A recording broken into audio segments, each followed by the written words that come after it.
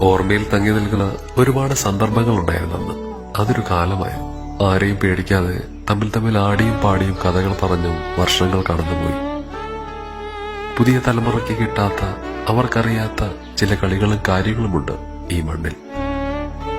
പട്ടം പരത്തിയതും പമ്പരം കളിച്ചതും, തെക്കേലെ പിള്ളച്ചേട്ടന്റെ പറമ്പിലെ മാങ്ങയും ചാമ്പയ്ക്കയും പേരയ്ക്കയും പറിച്ചു തിന്നതും, ഓടകഷ്ണങ്ങൾ നിരനിരയായി മുകളിൽ വെച്ച് ഏറുമത്സരം നടത്തിയതും, ഏറുകിട്ടി പൊളയുന്നതും, കുപ്പിയുടെ അടപ്പും മെഴുകുതിരിയും റബ്ബറുമെടുത്ത് മെഴുകുതിരി വണ്ടി ഉണ്ടാക്കി കളിച്ചതും ഇപ്പോഴും ഓർക്കുന്നു.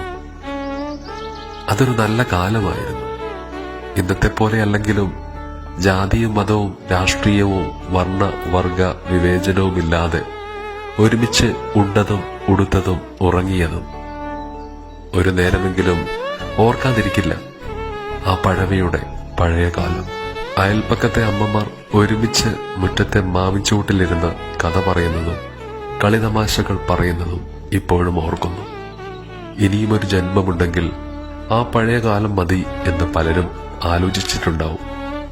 പട്ടിണിയും പ്രാരാബ്ദവും ഒക്കെയാണെങ്കിലും മനസ്സിലെന്തോ സന്തോഷമാണ്. കുട്ടിയും കോലും കളിച്ച് നെറ്റിമുറിഞ്ഞതും തല്ലുകൂടിയതും ഇപ്പോഴും ഓർക്കുന്നു. ആ കുട്ടിയും കോലും കളിച്ച പാട് ഇപ്പോഴുമുണ്ട് എന്റെ നെറ്റിയിൽ.